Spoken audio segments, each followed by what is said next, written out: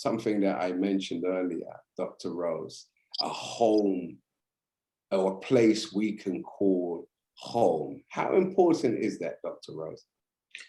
Well, this is the challenge that we've had as a people, because let me first start by saying it's critical. It's not just, to say important means it's relevant and it's in the now. But when we say critical, it means it needs to happen now, soon, very, very soon.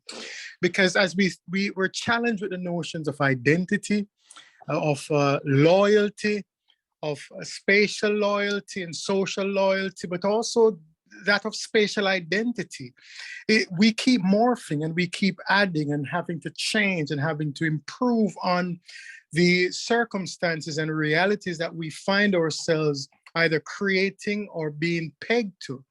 And so when we intentionally do some things, then we're able to own those things. When we intentionally make the investments, consciously make those investments, then it means that we're further vested, properly invested in the processes that allows for us to claim ownership and then assert our right to defend, to stand with and stand on the intentionality of our collective.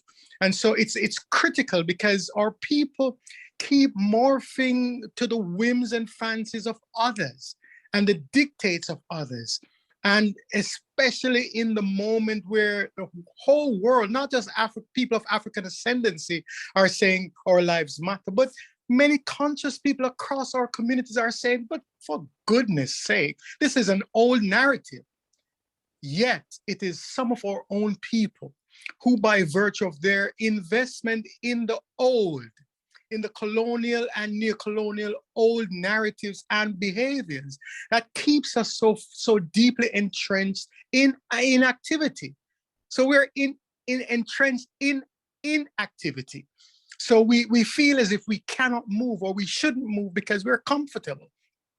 This is why I salute the spiritual injection and the collective it represents, because when you have groups of people sitting down, talking, planning, and ready to pull the trigger on things that represents our intentional focus and our eventual actions based on that focus, it is to be saluted, and it goes in the hallmarks of history.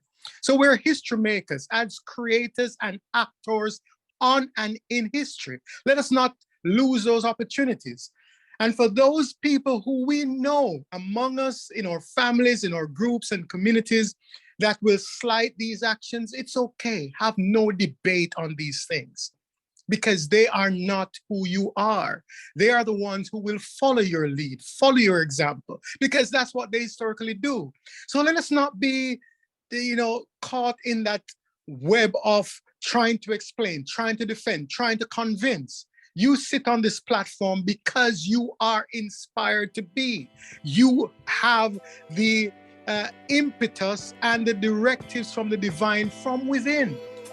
Act then on those. Act then because our future depends on it. Our posterity depends on it. And we do not want to recycle this old narrative in the next and the new. So let us go.